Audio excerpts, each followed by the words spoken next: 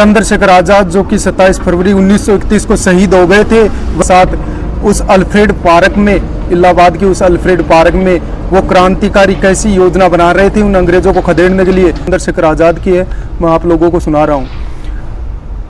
कैसा विस्मयकारी दृश्य देखा होगा, उन अल्फ्रेड पार्क के पत्तों ने सहसा आजाद को घेर लिया। फिरंगी कमबख्तों ने पेड़ों के कदमों से झुरमुट की आहट आई। वो समझ गए चंद्रशेखर के गद्दारों ने अपनी जात दिखाई। मिटा दूंगा फिरंगियों को आजाद ने कसम खाई और अपनी प्राणों से भी प्यारी वो पिस्तौल हाथ में उठाई। उनका दोस्त जो उन्हें छोड़ करके जाना नहीं चाहता था, तब अपने दोस्त से कहने लगे, रे दोस्त संभलो, दुश्मन ने किया आघात है, माना देश के लिए मरने के तुम्हारे अंदर भी जज्बात हैं, जाओ मगर अभियान जारी रखना, डरने की क्या बात है, छीन मस्तक काल भैरवी जय भवानी मेरे साथ है। फिर भी उनका दोस्त उन्हें छोड़ करके जाना नहीं चाहता था। फिर अपने दोस्त से कहने लगे, अरे दोस्त क्या तुम सोचते हो डरते डरते दम तोड़ दूंगा मैं, अरे इन फिरंगियों को जिंदा छोड़ दूंगा मैं, अरे कायर कारतूसों की क्या विषाद, काल चक्कर को मोड़ दूंगा मैं, मृत्यु सबकी स्वामिनी, आज उसका भी भ्रम तोड़ दूंगा मैं।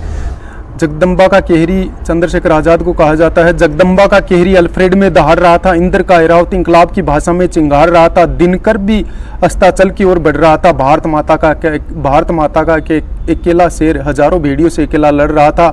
हौसला था, जज्बा था, जुनून था, आखिरकार हार भी कैसे मान लेता। उसकी रगों में हिंदुस्तानी खून था। आजाद को कैद करने की मन में थी अभिलाषा, आजाद को कैद करने की मन में थी अभिलाषा। कदम कदम पर हाथ लग रही थी उनको निराशा। धरी की धरी रह गई गोरों की अभिलाषा। आजाद की पिस्तौल बोल रही थी भद्रकाली की भाषा।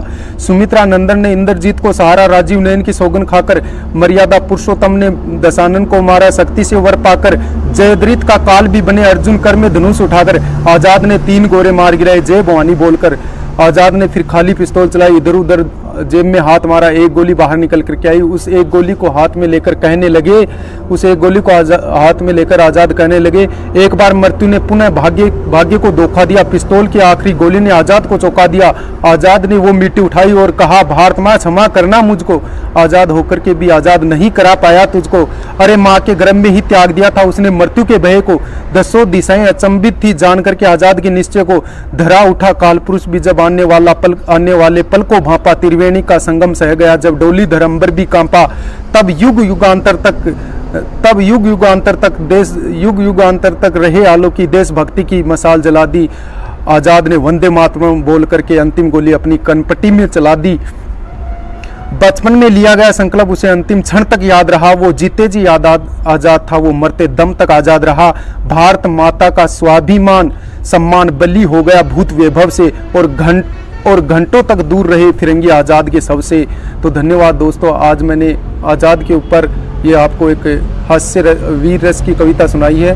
जो आपको अच्छी लगे तो हमारे YouTube channel the good India GS को लाइक करें, शेयर करें एंड सब्सक्राइब करना ना भूलें।